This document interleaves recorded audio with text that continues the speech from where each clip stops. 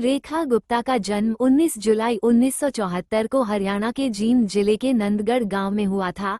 उनके पिता भारतीय स्टेट बैंक में मैनेजर थे, जिनकी नियुक्ति के बाद उनका परिवार 1976 में दिल्ली आ गया।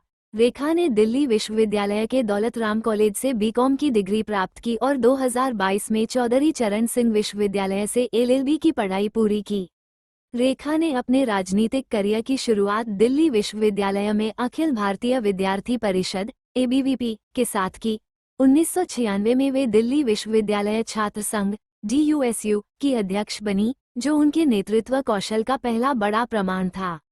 रेखा गुप्ता 2007 और 2012 में उत्तरी पीतमपुरा, वार्ड 54 से पार्षद चुनी गईं। उन्होंने दक्षिण दिल्ली नगर निगम (एसडीएमसी) की मेयर के रूप में भी कार्य किया।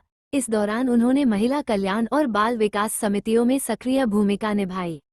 रेखा भाजपा महिला मोर्चा की राष्ट्रीय उपाध्यक्ष रही हैं और दिल्ली भाजपा की महासचिव के रूप में भी कार्य कर चुकी हैं। उन्होंने पार्टी की राष्ट्रीय कार्यकारिणी में भी सदस्य के रूप में योगदान दिया है। रेखा ने 2015 और 2020 के विधानसभा चुनावों में शालीमार बाग सीट से चुनाव लड़ा, लेकिन दोनों बार उन्हें आम आदमी पार्टी की वंदना कुमारी से हार का सामना करना पड़ा। हालांकि 2025 में उन्होंने वंदना कुमारी को 29,595 वोटों के अंतर से हराकर पहली बार विधायक बनी।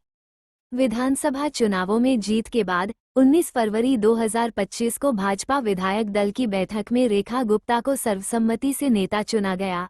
20 फरवरी 2025 को उन्होंने दिल्ली की मुख्यमंत्री पद की शपथ ली और वे इस पद को संभालने वाली चौथी महिला बनी। मुख्यमंत्री बनने के बाद रेखा गुप्ता ने भ्रष्टाचार के खिलाफ सख्त रुख अपनाने की बात कही और महिलाओं के लिए नए अवसरों के द्वार खोलने का संकल्प लिया। उन्होंने कहा, अगर मैं मुख्यमंत्री बन सकती हूं, तो इसका मतलब है कि सभी महिलाओं के लिए रास्ते खुले हैं। रेखा गुप्ता के पति मनीष गुप्ता स्पेयर पार्ट्स और बीमा व्यवसाय से जुड़े हैं। उनकी एक बेटी हर्षिता और एक बेटा निकुंज है। बेटी पारिवारिक व्यवसाय में रुचि रखती है, जबकि बेटा अभी पढ़ाई कर रहा है।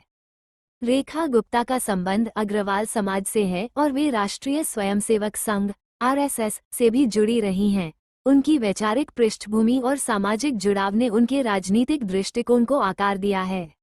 मुख्यमंत्री बनने के बाद रेखा गुप्ता ने ये स्पष्ट किया कि उनकी सरकार दिल्ली को एक साफ, सुरक्षित और आधुनिक राजधानी के रूप में विकसित करने के लिए प्रतिबद्ध है। उनका फोकस निम्नलिखित क्षेत्रों पर है: महिला सुरक्षा और सशक्तिकरण, दिल्ली की महिलाओं के लिए विशेष हेल्पलाइन, रोजगार केंद्र और सुरक्षित परिवहन की योजनाओं पर काम शुरू किया गया है। शिक्षा सुधार, सरकारी स्कूलों की स्थिति सुधारने, शिक्षक भर्ती में पारदर्शिता लाने और डिजिटल शिक्षा को बढ़ावा देने की दिशा में तेजी से कार्य किया जा रहा है।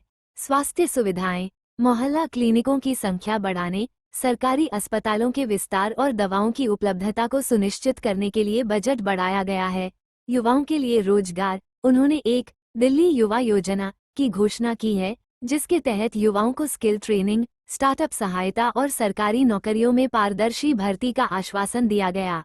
प्रशासन में पारदर्शिता, उन्होंने भ्रष्टाचार के खिलाफ शून्य सहिष्णुता नीति अपनाई है और ई-गवर्नेंस को तेजी से लागू कर रही हैं।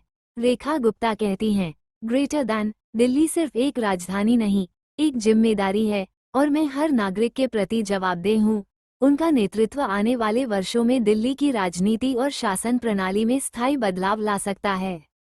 दोस्तों, अगर ये छोटी सी कहानी आपको अच्छी लगी तो प्लीज़ लाइक, शेयर, कमेंट और सब्सक्राइब करना ना भूलें। ऐसी कहानी हम फिर लाएंगे। धन्यवाद। जय हिंद।